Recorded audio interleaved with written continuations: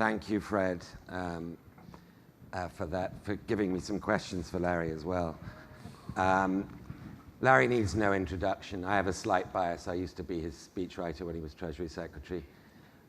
So I'm going to be more tough on him than I would otherwise be, in case you think that gives me a bias. He needs no introduction. I think it is worth saying, though, that in the 2-3 years since he left the administration, he's given his brain to the public as a public intellectual, and I think whether you agree with Larry or not, nobody finds him uninteresting. Nobody finds what he has to say ungermane, and I don't think today will be any exception. Larry, let me kick off by asking a big scene-setting, thumb-sucking kind of question about globalization. We're 100 years anniversary, as many people have remarked, including yourself, of the Great War. Then, as now, a period of great global integration and of rapid growth. We've been seeing, though, in the last few years, something very new, which is trade growing at a slower rate than economic growth. We see nationalism, as Fred mentioned, rearing up in all corners of the world. We haven't had a Smoot-Hawley kind of tariff protectionist backlash yet, but we've got people nibbling at the edges of the globalization agenda. My question to you is globalization safe? Globalization is going to keep happening. Look, there are going to be more adults with smartphones. There will be more smartphones than there are adults on planet Earth by the end of this decade. No matter where you are, you're going to have essentially all the information that's in the Library of Congress at your disposal.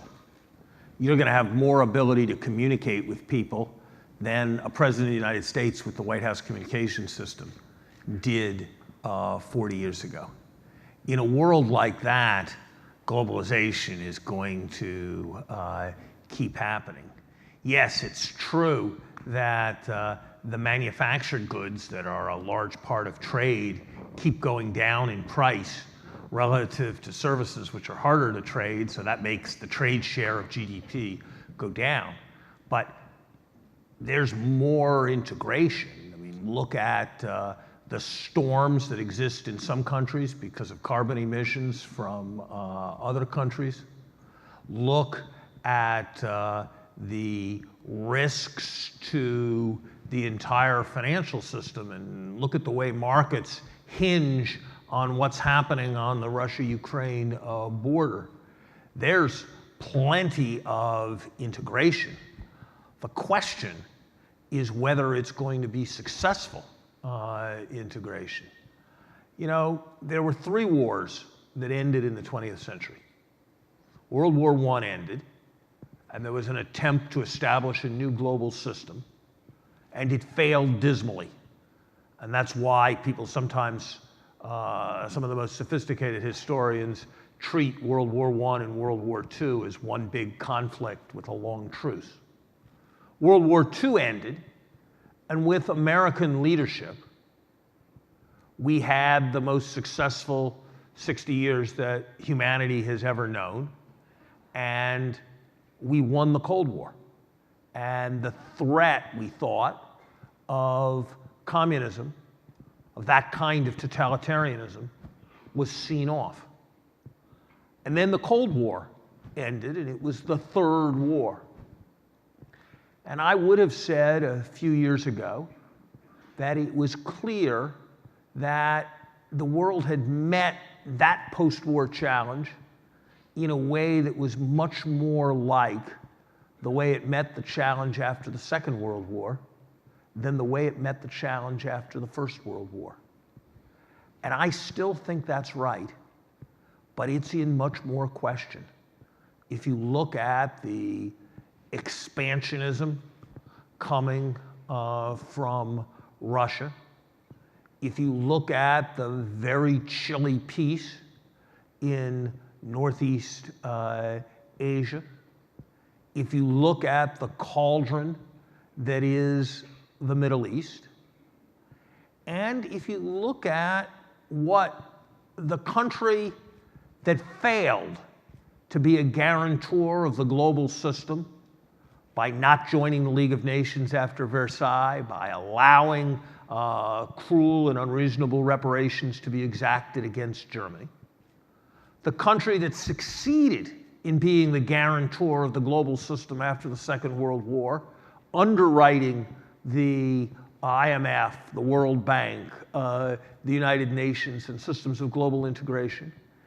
If you look at its distressing signs of fatigue with the world, most demonstrated by a reluctance to support international organizations, a distressing difficulty in mobilizing political consensus for trade agreements that promote integration, a failure to do what's self-evidently in the interest of American workers and support the EXIM bank. See, Fred?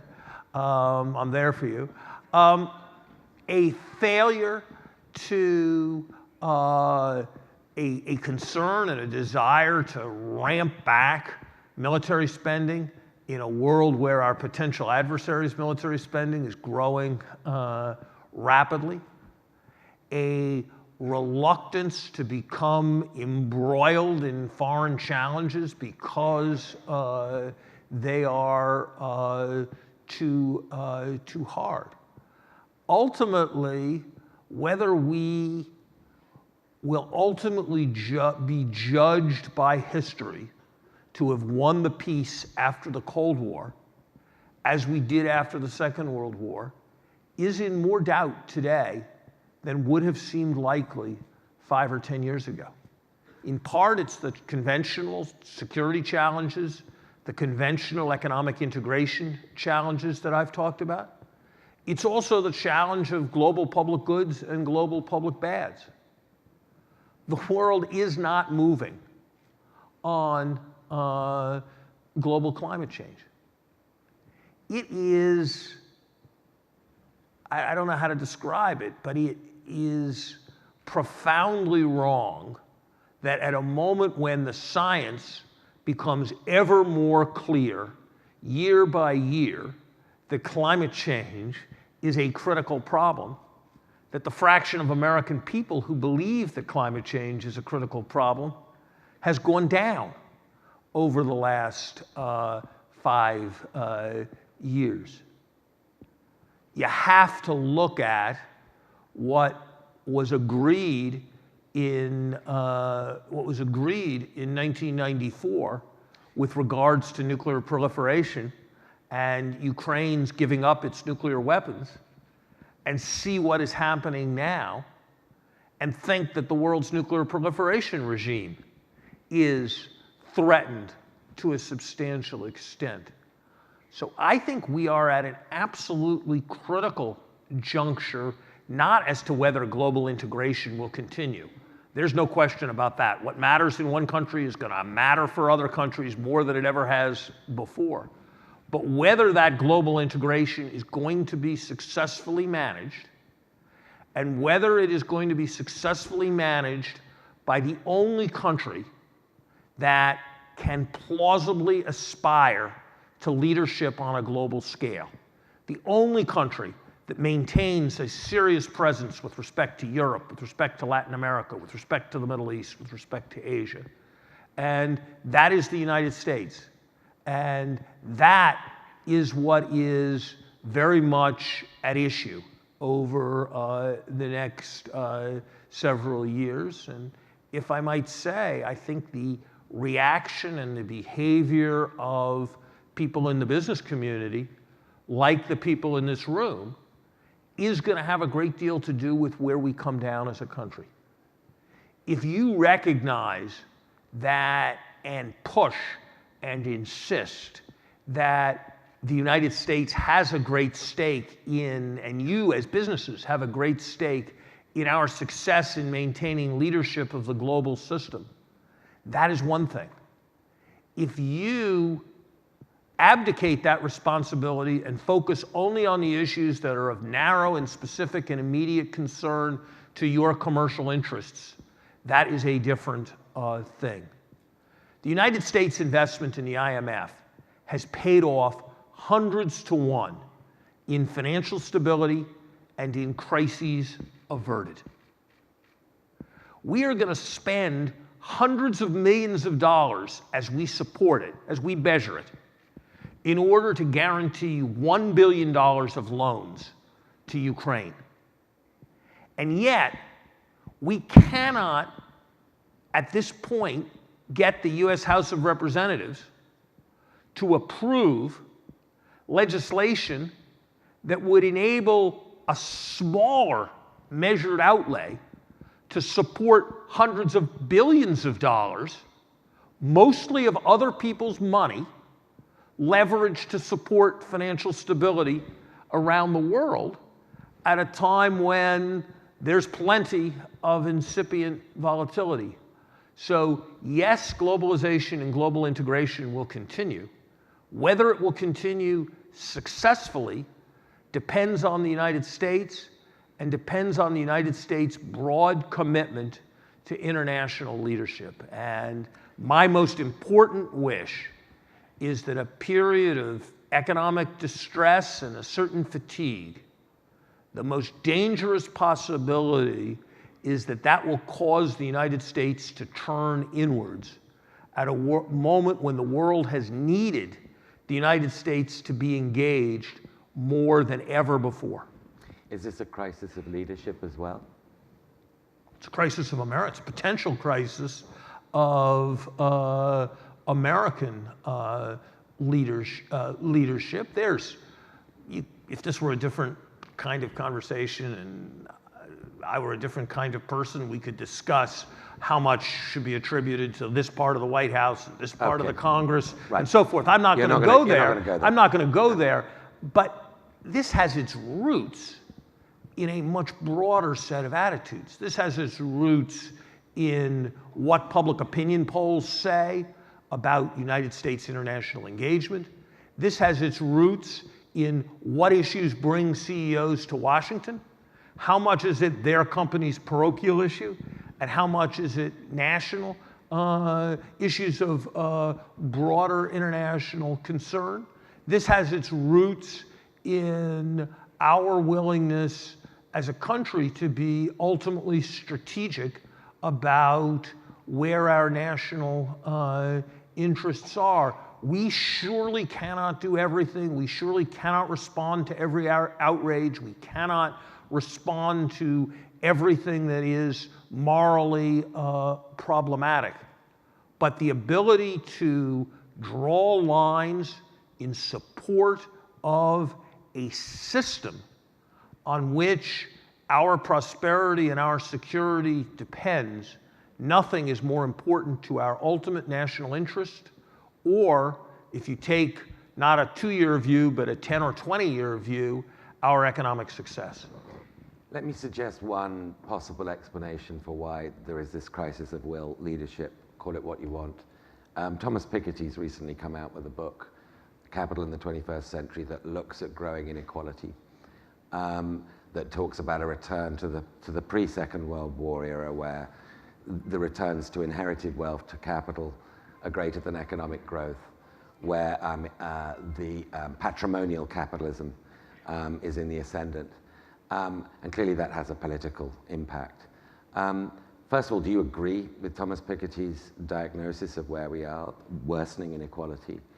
And secondly, if you do agree, what are the impacts of growing inequality on America's economic growth prospects as well as on its political climate?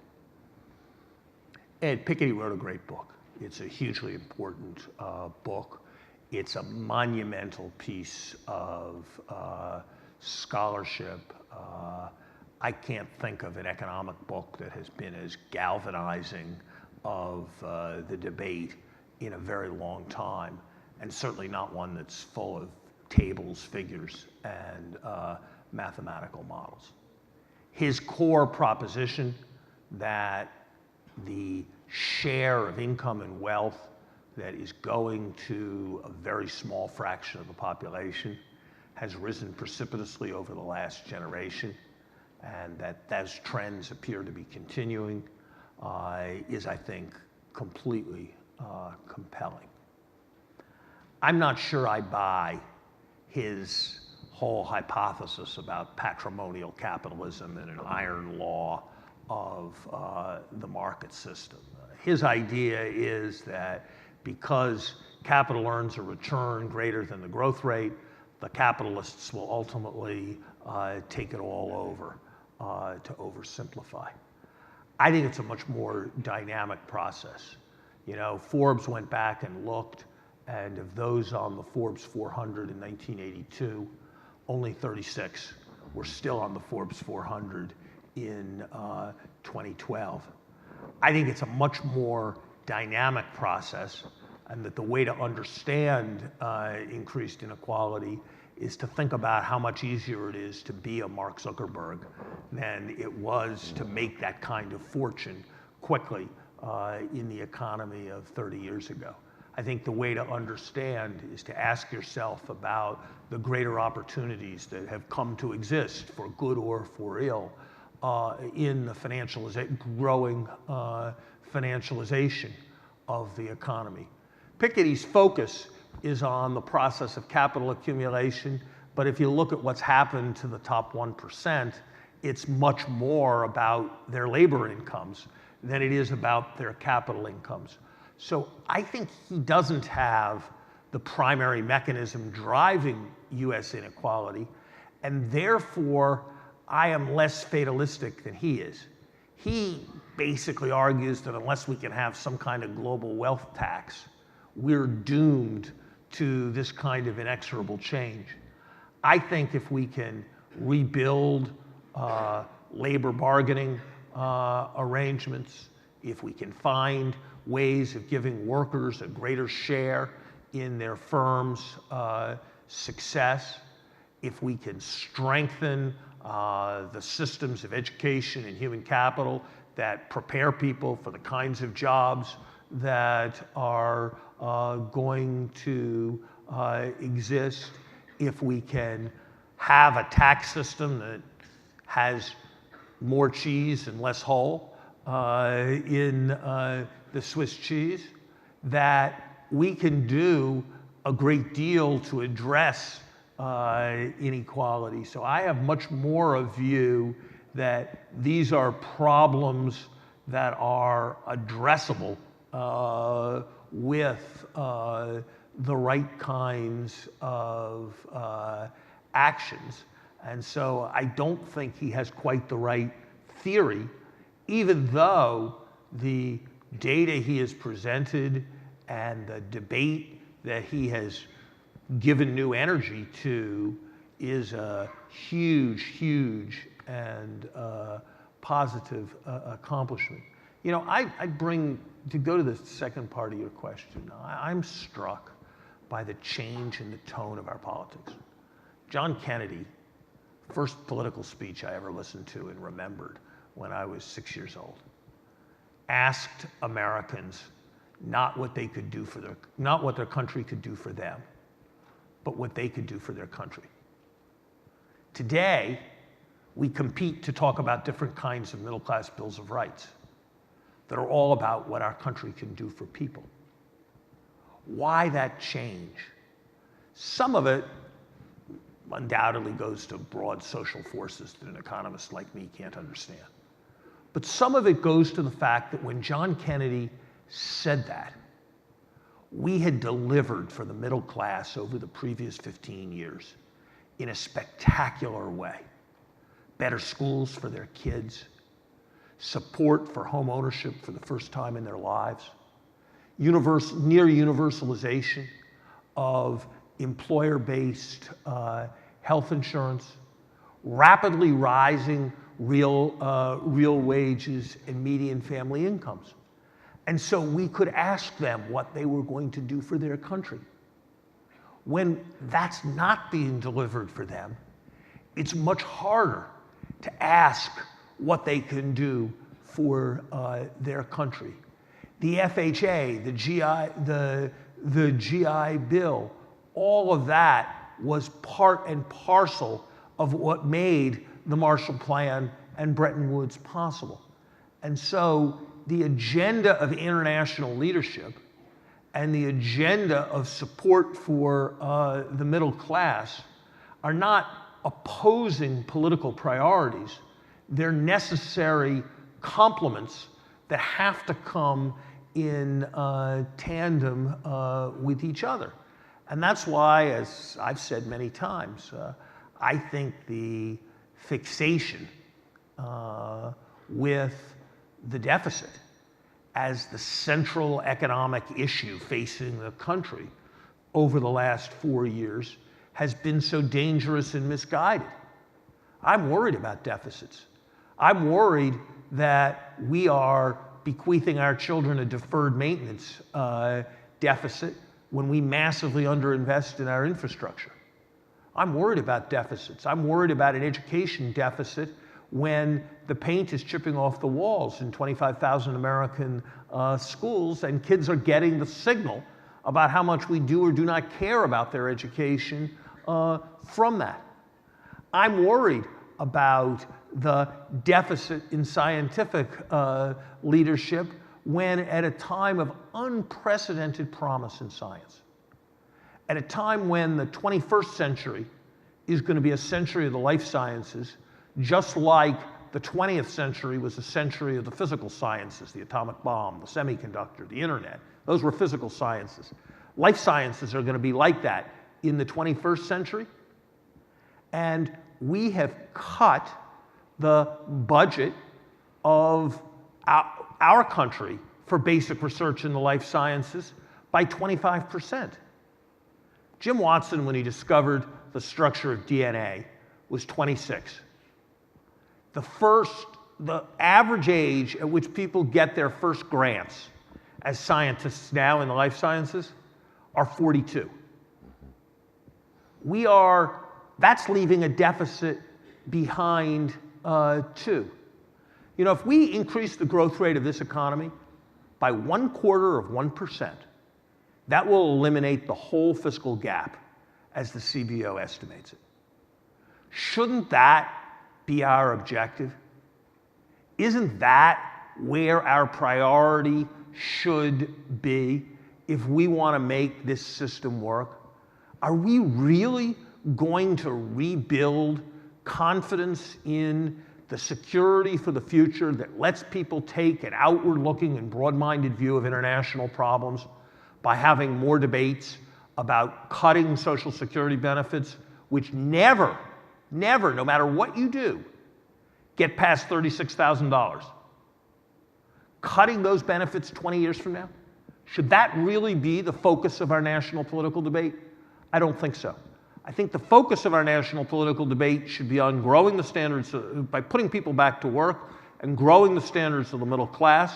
And that kind of debate will ultimately, yes, address the deficit down the road, but it will also build the secure foundation for American leadership in the world at a time when that has never been more necessary.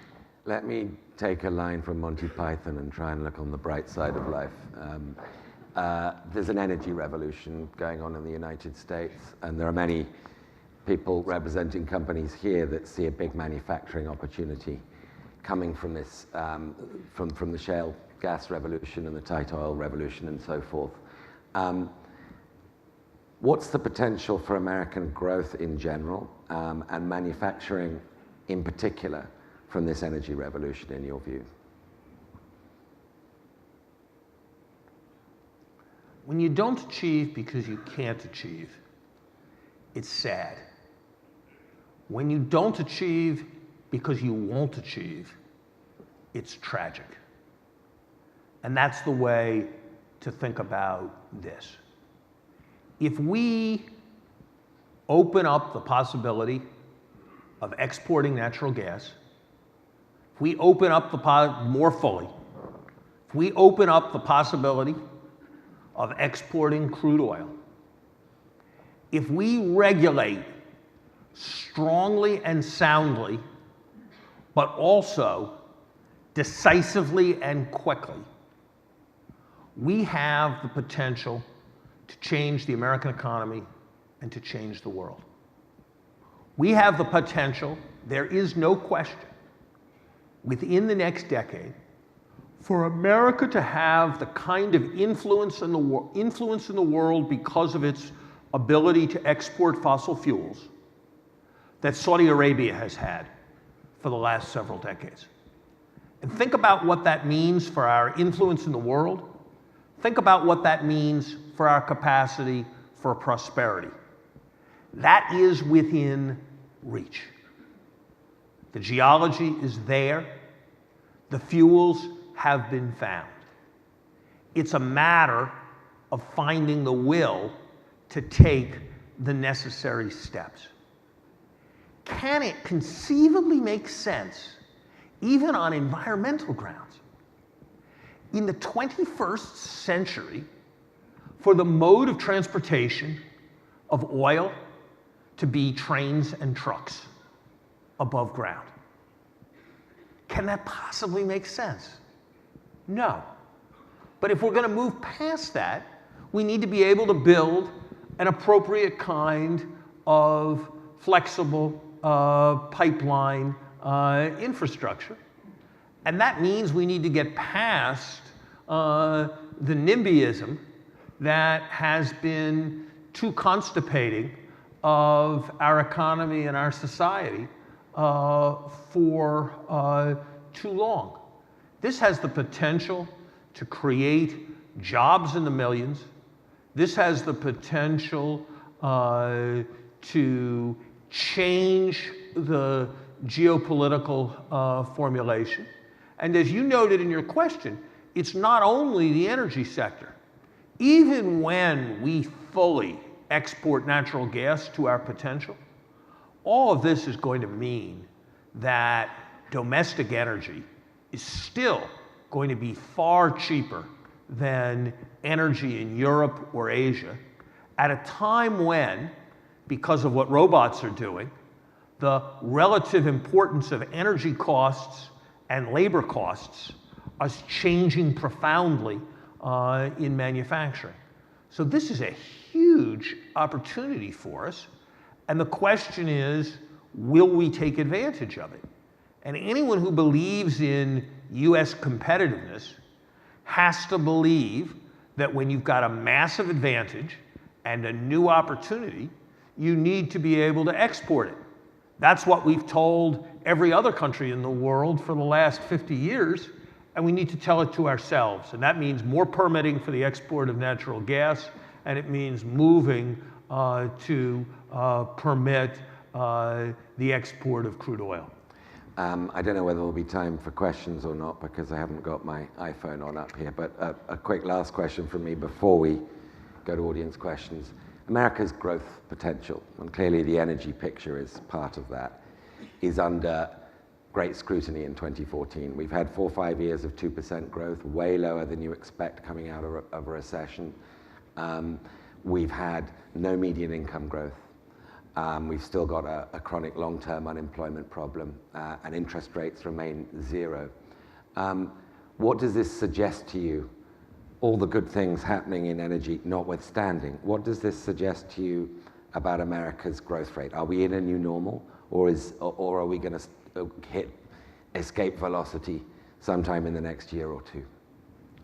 All the good things in energy, Ed, could happen, but it depends upon the posture of public policy. Mm-hmm. It depends upon what we do about regulation and NIMBYism. It depends upon whether we allow the export of oil and natural gas on a full basis. So that is potential. Mm-hmm. That is not all firmly established. And I guess I think to a substantial extent, it's like that more broadly. You know, usually, basically in all the macroeconomics classes I taught until I went to Washington to work with President Obama in 2008, the idea always was that macroeconomic policy had a trade-off. You wanted less unemployment and you wanted less inflation. And so you sort of needed to hit the accelerator if you wanted to do something about unemployment, and you needed to hit the brake if you wanted to do something about inflation. And so it was really a complicated balancing act. Now, we have inflation that's below our target and unemployment that's above our target. So whatever you look at, you need more of the accelerator. I don't think we know what the potential of this economy is until we have enough demand for all that we can produce.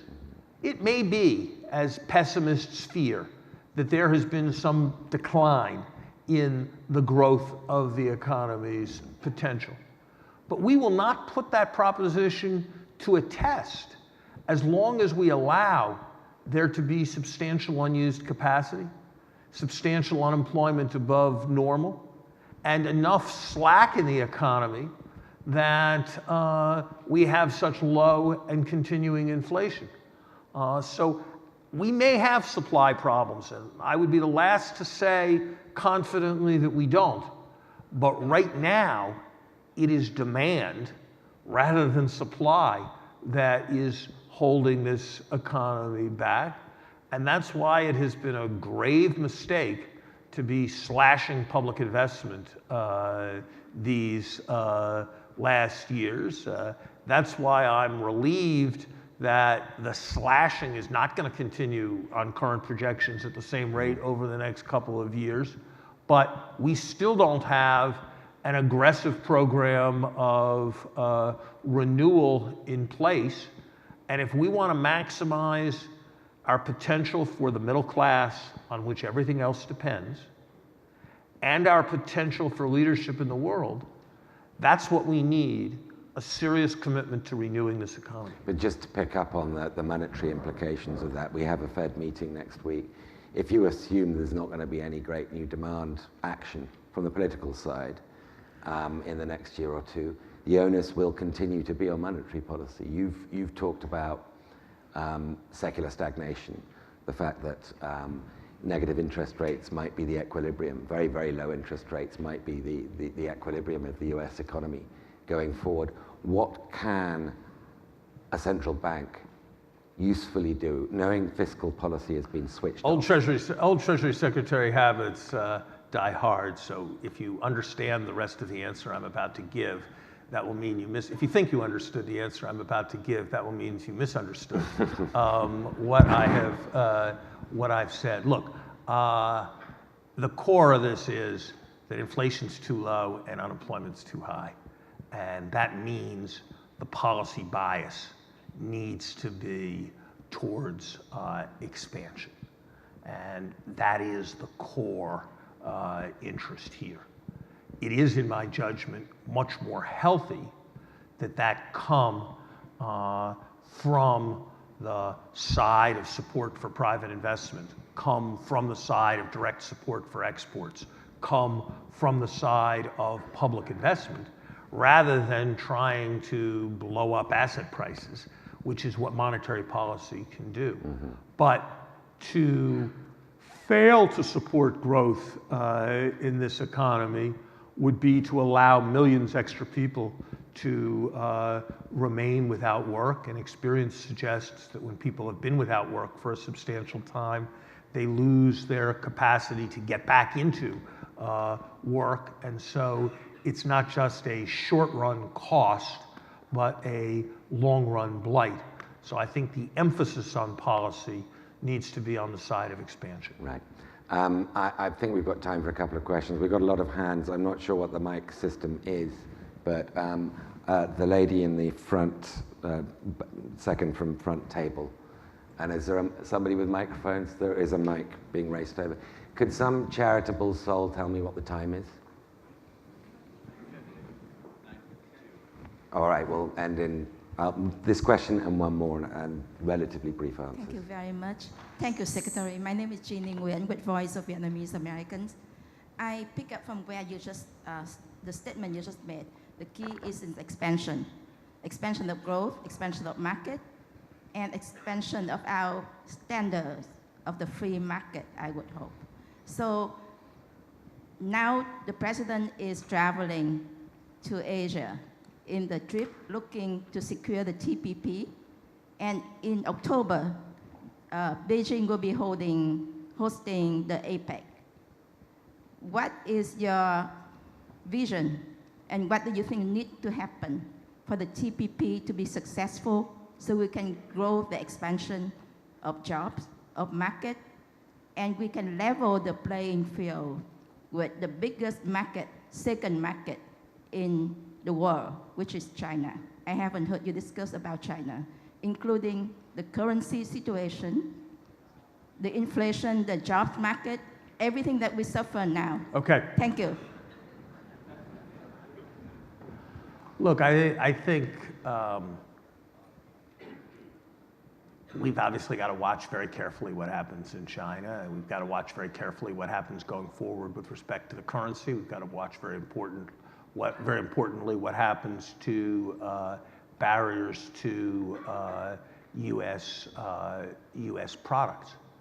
We've got to negotiate a TPP that is about fundamental U.S. economic interests in job creation in the United States, not an amalgam of the specific commercial concerns of a variety of businesses that have particular commercial issues that they are pushing on the USTR agenda. It's got to be anchored in middle-class jobs, and if it's not about U.S. jobs, it shouldn't be a major U.S. negotiating priority. That's how we should think about negotiating the TPP. But the most important negotiation for the TPP is not going to be the negotiation that takes place in Asia. It's going to be the negotiation that takes place along Pennsylvania Avenue. And I hope that we can find the will to pass a TPP agreement. That's going to be critical for the United States' role in Asia. A final, very quick question, Madam here in the front table. And keep it short, please. That I can do. I was just interested in what you think the changes in the education system here in the United States need to take place. What changes need to take place in order to achieve this economic growth, particularly for the middle class? And I'm particularly interested in the role of alternative higher education, in your opinion on that topic. So apprenticeships, vocational education. Education, I would say a few things. One, the essence of the market system is that providers try to make customers happy and try to give customers what they need. The essence of the communist system is the opposite. For too long in too much of education, it's been run for the convenience of the teachers and the professors and the schools rather than for the benefit of the students. And we need a fundamental change in attitude on that question. Two, we need to make a core decision. It's a very fundamental decision. It's a decision for kindergartens and it's a decision for colleges. Do you believe that self-esteem comes from achievement? Or do you believe that achievement comes from self-esteem? And I believe that in too much of the United States, we have embraced the latter philosophy to our great peril. If you look at tests around the world, Americans rank terribly in their capacity to do mathematics. If you look at comparisons on the question, are you good at math? We think we're number one. You laugh, but it's a serious deal, and we need a change in that philosophy. And third, we need to focus on the whole of the population. Where we do worst in this country is with those who are not headed towards our leading colleges, which are the best in the world, but those who need a practical, useful kind of vocational training. And we need to renew and revamp our systems in that regard. But we need to do it in a way that recognizes that it's a very different economy that we are headed into. And that's not about preparing people for the jobs we wish existed in like the ones that existed in the 80s, but it's about preparing people for the kinds of jobs that are going to exist going forward. And there are jobs like that. I mean, just to say one last thing, I talked about the potential for energy. And I think what I talked about in terms of the various regulatory questions and the ability to export is the most important barrier towards our fulfilling that vision. But a shortage of people who can weld on the Gulf Coast is also an important barrier as well. And we are not investing in preparing and training those people. And if we were, we'd have a lower unemployment rate, we'd have a stronger middle class, and we'd have more exports and a stronger economy. John Kennedy said, and it's these two thoughts that I want to leave you with. He said that man's problems were made by man. And that's true of every problem we've discussed here this morning. He said also, it follows that they can be solved by man. And that's true too. And it's also true, and this, I'm sorry we didn't get a chance to talk more about it, that for all the concerns and challenges that I've talked about, if you think about the capacity to produce the Elon Musks of this world, if you think about the energy resources, if you think about the kind of concern with the future of public policy that the 1,000 people in this room represent, for all our challenges, having spent the last 3 years since I left government traveling around the world, I would rather have the challenges and the opportunities that the United States faces than those of any other country in this world. Thank you very much.